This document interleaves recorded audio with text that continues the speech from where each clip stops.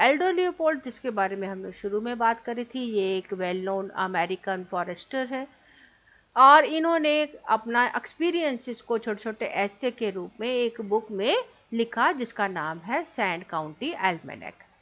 ये बुक 1949 में उनके डेथ के बाद पब्लिश हुई और इनके जो कंट्रीब्यूशन है उसके कारण इनको वाइल्ड लाइफ कंजर्वेशन के फाउंडर के रूप में जाना जाता है और फादर ऑफ एनवायरमेंटल एथिक्स के रूप में भी जाना जाता है।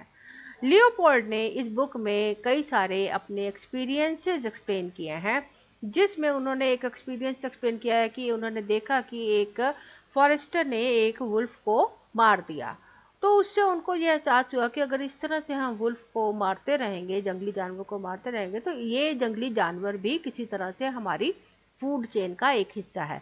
इससे हो सकता है कि हिरणों की संख्या बढ़ जाए, अगर हिरण ज़्यादा हो जाएंगे तो उसके कारण जंगल में घास की कमी हो जाएगी। तो जंगल जिसको हम बचाने की कोशिश कर रहे हैं, उसको बचाने के लिए सभी जीव जंतुओं को बचाने की ज़रूरत है। तो इन्होंने कुछ ऐसे आइडियाज़ दिए हैं उन एसेज में कि सिर्फ एक जगह के आसपास दीवार लगा देने से हम उस जगह को प्रोटेक्ट नहीं कर सकते, हमें उस जगह के पूरे पारिस्थितिक तंत्र को, इकोसिस्टम को प्रोटेक्ट करने की ज़रूरत है।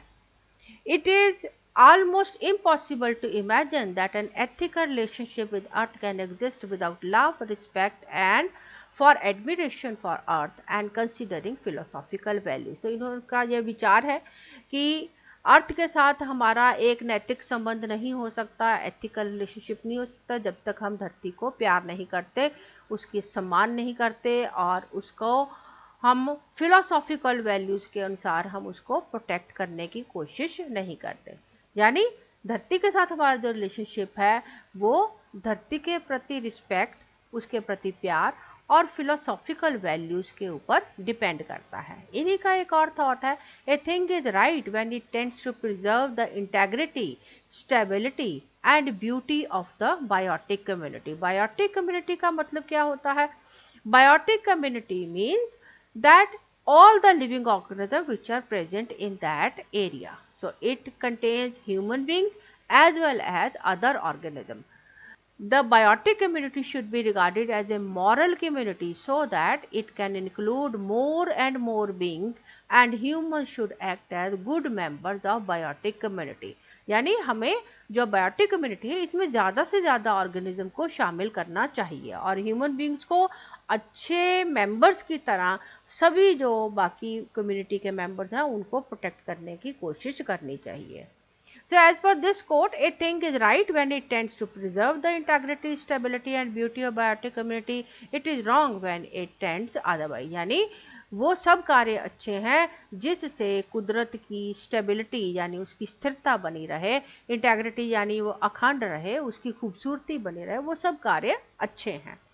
और ऐसे कार्य जिनके कारण बायोटिक कम्युनिटी का नाश होता है वो सब बुरे हैं। From the ideas of conservation of ecosystem, ideas of land ethics have emerged. तो इन्हीं से land ethics का जो है उद्गम हुआ है। Land ethics means the holistic approach given by Leopold. It is just similar to the ecocentric approach. दोनों में ही फोकस है, जो वैल्यू है वो बायोटिक कम्युनिटी की है और किसी भी एक अलग मेंबर को कम्युनिटी से ज़्यादा इम्पोर्टेंस नहीं दी गई है। It demands that we should stop treating the land as mere object or resource. यानी हमें धरती को सिर्फ एक रिसोर्स की तरह नहीं इस्तेमाल करना चाहिए। लैंड सिर्फ सॉइल, मिट्टी या एक चीज़ों का समूह नहीं होता। He says that it is fountain of energy. We should stop treating the land as mere object or resource. Land is not merely soil, instead it is a fountain of energy. यानी ये ऊर्जा का एक सोता है, ऊर्जा का एक सर्कुलेशन है और ये जो एनर्जी है it flows through soil, plants and animals. तो अगर किसी भी फैक्टर में कोई कमी आएगी तो जो एनर्जी सर्कुलेट होती है अर्थ में या इन्वायरमेंट में दैट विल बी डिसरप्टेड। तो goal of land management is to maintain health and natural ecosystem and ecological process. हम रिस्टोर करें और ऐसे कॉम्प्लेक्स इन्वायरमेंट बनाएं जिससे नेचर जो है ज़्यादा सस्टेनेबल हो। एल्डो लियोपोल्ड ने कहा कि जो इनका इन्वायरमेंटल सिस्टम है वो जितना कॉम्प्लेक्स होगा, यानी उसमें जितनी विभिन्नता होगी वो उतना ही ज़्यादा स्टेबल होगा। तो ये आपने अपने लाइफ में भी देखा होगा, अगर आपके बाग में भी सिर्फ एक ही तरह के पौधे हैं तो एक मौसम आएगा जिसमें वो सारे पौधे नष्ट हो रखे होते हैं, लेकिन अगर आपने अपने बगीचे में तरह तरह के पौधे लगाए हैं तो आपका बगीचा हर समय हरा रहता है। तो वही बात नेचर के ऊपर है कि एनवायरमेंटल सिस्टम जितना कॉम्प्लेक्स होगा, उसमें जितनी तरह की बायोटिक कम्युनिटी शामिल होंगी, उतना ही वो सस्टेनेबल होगा, so that they can evolve and change with changing environment. ऐसा जो सिस्टम है, कॉम्प्लेक्स इकोसिस्टम जो है, ये समय के अनुसार, और अगर कोई अचानक से कोई चेंज भी आ जाता है तो उनके साथ ये अपने आप को एडजस्ट कर सकता है। और इस सारे सिस्टम में ह्यूमन को अपने वातावरण के साथ घुल मिल के रहना चाहिए।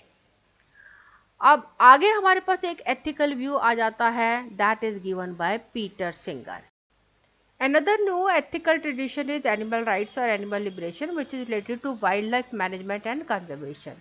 This idea of non-human animals having significant moral status is comparatively very modern.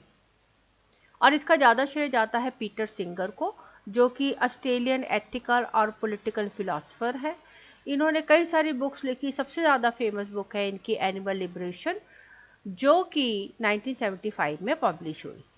इनकी बुक्स के कारण या इनके विचारों के कारण बहुत सारी एनिमल राइट्स मूवमेंट शुरू हुई और लोगों का ध्यान गया ऐसे बहुत सारे जीव जंतुओं के ऊपर जिनको फैक्ट्रीज में खाने के लिए या इंसान के और फायदे के लिए रखा जाता है, या जिनको साइंटिफिक रिसर्च में यूज़ किया जाता है।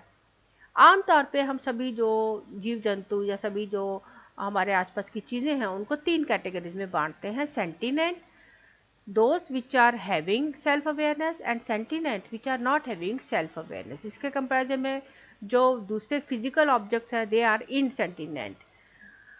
सेंटिनेंट यानी वो ऑर्गेनिज्म जिनको आप अपने बारे में चेतना है, जिनको अपनी भावनाओं को दूसरों को बताना आता है, they are called as self awareness. इसके कंपैरिजन में कुछ ऐसे ऑर्गेनिज्म हैं जो प्लेयर और पेन तो फील करते हैं, उनमें लाइफ के सारे दूसरे कैरेक्टरिस्टिक्स भी हैं, लेकिन वो अपनी बात को दूसरों को बता नहीं पाते। तो आमतौर पे ऐसे sentient organism, those who are not self aware, उनके बारे में कोई ज़्यादा बातचीत नहीं होती, उनके अधिकारों के बारे में ज़्यादा बात नहीं होती। तो ये जो new ethical tradition of animal rights है, ये बात करती है उन सभी एनिमल्स के राइट्स के बारे में जिनको नुकसान हुआ है due to human cruelty. Animal rights means working on eliminating pain and suffering of non human animals, especially those who have suffered because of cruelty of human beings। तो ये स्ट्रेस करता है इक्वल मॉरल कंसिडरेशन की उन animals के प्रति भी, उन नॉन ह्यूमन बींग्स के प्रति भी जिनको बंदी बना के रखा जाता है या जिनको इंसान प्रताड़ित करता है।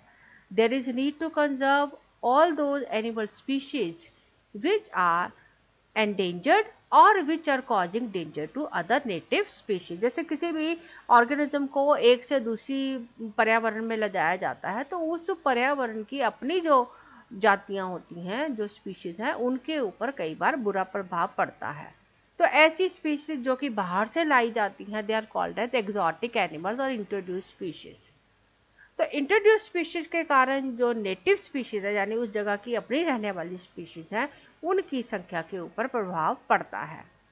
ऐसी प्रैक्टिसेस को रोकने की बात होने लगी जिसके कारण किसी भी स्थान का जो नेटिव फ्लोरा एंड फौना है उसको नुकसान पहुंचे। सिमिलरली शिकार करना या जानवरों को बेवजह मार देना, अपने फायदे के लिए मार देना, ये सब भी एनिमल राइट्स में कवर किया जाता है। इसको बहुत बार क्रिटिसाइज भी किया जाता है। अगर हम देखें तो नॉन ह्यूमन बींग्स जो हैं ये भी अपने बारे में रीज़न कर सकते हैं, सिर्फ वो अपनी बात को बता नहीं पाते। तो अगर हम ये कहें कि सेल्फ अवेयरनेस जो है उनकी, उसको हम इररेलेवेंट माने, तो बहुत सारे ऐसे एनिमल्स हैं जो इस श्रेणी में आएंगे। जैसे इन्फेंट्स, बच्चे भी अपनी बात को रीज़न आउट नहीं कर पाते। अपने भावों को बता नहीं पाते। सिमिलरली मेंटली रिटार्डेड पर्सन, तो उनके भी कुछ राइट्स हैं। तो अगर उनके राइट्स हैं तो ऐसे एनिमल्स के भी कुछ राइट्स हैं जिनको ह्यूमन बींग्स को प्रोटेक्ट करने की ज़रूरत है। और इसके अगर विरुद्ध हम बात करें तो बहुत सारे ऐसे जानवर हैं जिनको खाने के लिए रखा जाता है और मार दिया जाता है। और अगर हम एनिमल्स को खाने के लिए यूज़ नहीं करेंगे और उनको ऐसे ही छोड़ देंगे तो उससे भी पर्यावरण का नाश होगा। Killing animals for food, how much it is a danger to animal rights, that is a question of debate. Similarly कुछ ऐसे ऑर्गेनिज्म है जो कि डिजीज कॉजिंग ऑर्गेनिज्म है। तो अगर हम ये सोचेंगे कि बैक्टीरिया में भी जान होती है, वायरसेस में भी जान होती है, तो हम उनके प्रति अगर हम दया भाव रखेंगे तो उसके कारण ह्यूमन रेस को नुकसान हो सकता है। तो बेसिकली जो ह्यूमन राइट ट्रेडिशन है ये क्या बात करती है, ये कहते हैं plants and animals that share the earth with us also have a right to live and share the earth resources and living place. यानी सभी प्लांट्स और सभी एनिमल्स जो कि अर्थ के ऊपर रहते हैं उनको अर्थ के रिसोर्सेज और लिविंग प्लेस को यूटिलाइज करने की ज़रूरत है। तो अभी हमने डिफरेंट इन्वायरमेंटल एथिक्स के बारे में जानकारी ले ली और उनके पीछे जो फिलोसॉफिकल थ्योरीज हैं उनको भी हमने समझा। अब एक बहुत इंपॉर्टेंट क्वेश्चन हमारे पास है, दैट इज कि अब क्या किया जाए। Shall we expect human beings not to interfere with the environment, ताकि इन्वायरमेंट या कुदरत अपने आप से अपने आप को सेव करे, या क्या हम चाहते हैं कि ह्यूमन बीइंग्स कुछ ऐसा एफर्ट करें जिससे प्रकृति को बचाया जा सके।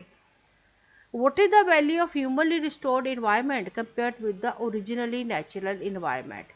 तो जो ऐसा पर्यावरण जो कि मनुष्य के कार्यों के द्वारा रिस्टोर किया गया है, दोबारा से बनाया गया है, उसको हम कितना मूल्य देंगे एज कंपेयर टू जो नेचुरल एनवायरनमेंट ओरिजिनली प्रेजेंट था।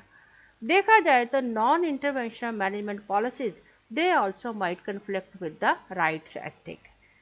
इंसान जो कुछ करता है वो हमेशा ही प्रकृति के लिए नुकसानदेह नहीं होता। मनुष्य कुछ ऐसे कार्य भी करता है जिससे वो प्रकृति को बचाने की कोशिश करता है। जैसे एग्जाम्पल के तौर पर सप्लीमेंट फूडिंग। बहुत बार आपने देखा होगा मनुष्य कुछ ऐसे जीव जंतुओं को पालने की कोशिश करता है, उनको खाना देने की कोशिश करता है, शेल्टर देने की कोशिश करता है ताकि उनको बचाया जा सके। हालांकि इससे भी प्रकृति में इंटरफेरेंस होता है, उनकी पॉपुलेशन और दूसरे जीव जंतुओं की पॉपुलेशन के ऊपर प्रभाव पड़ता है। इसी के एग्जाम्पल के तौर पे अगर हम एलिफेंट प्रॉब्लम को समझें, एलिफेंट प्रॉब्लम यानी एक ऐसा प्रॉब्लम जो कि इस वजह से पैदा होता है क्योंकि उस एरिया में ह्यूमन पॉपुलेशन बढ़ गया है, जंगल कम हो गए हैं। तो ऐसी स्थिति में एनिमल्स को किसी प्रोटेक्टेड एरिया में रख दिया जाता है जिसको नेशनल पार्क कह सकते हैं। नेशनल पार्क में जब एनिमल्स प्रोटेक्टेड एरिया में रहते हैं तो उनका पॉपुलेशन इतनी तेजी से बढ़ता है कि वो खुद ही अपने पर्यावरण का नाश करने लग जाते हैं। ऐसे समय पे आर्टिफिशियल रेगुलेशन की ज़रूरत पड़ती है जिससे एनिमल पॉपुलेशन को कंट्रोल किया जा सके।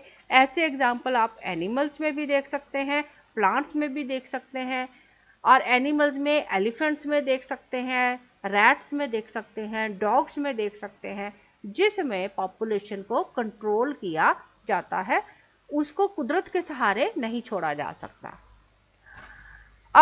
इसी चीज को हम कह सकते हैं कि क्या टोटल नॉन इंटरवेंशन बेहतर है as compare to human interference.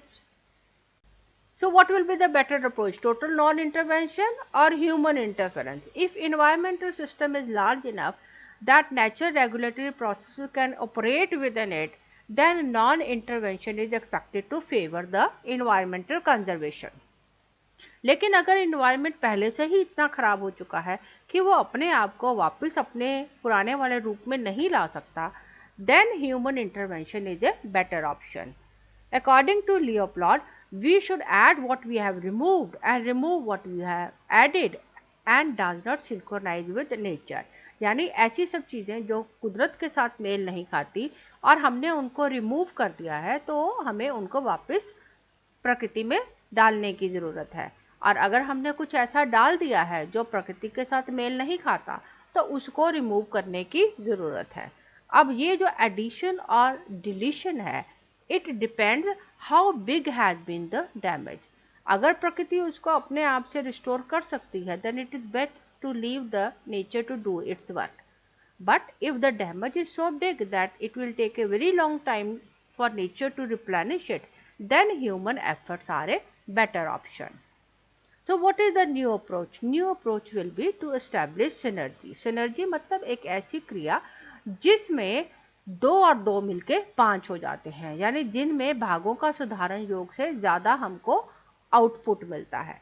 तो सिनर्जी एस्टेब्लिश करने की जरूरत है डेवलपमेंट और इन्वायरमेंट में, ताकि हमारी प्रेजेंट जनरेशन्स की ज़रूरतें भी पूरी हों और आने वाली जनरेशन की ज़रूरतें भी पूरी हों।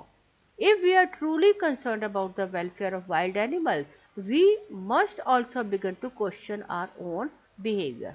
ज़रूरत है अपने बिहेवियर को क्वेश्चन करने की, और अगर हम अपने बिहेवियर को क्वेश्चन करेंगे कि हम किस तरह से प्रकृति का नाश कर रहे हैं, तो कम से कम आगे आने वाले नाश को रोका जा सकता है, और जो नाश ऑलरेडी हो चुका है उसको भी रिवर्ट किया जा सकता है bye positive actions of human beings.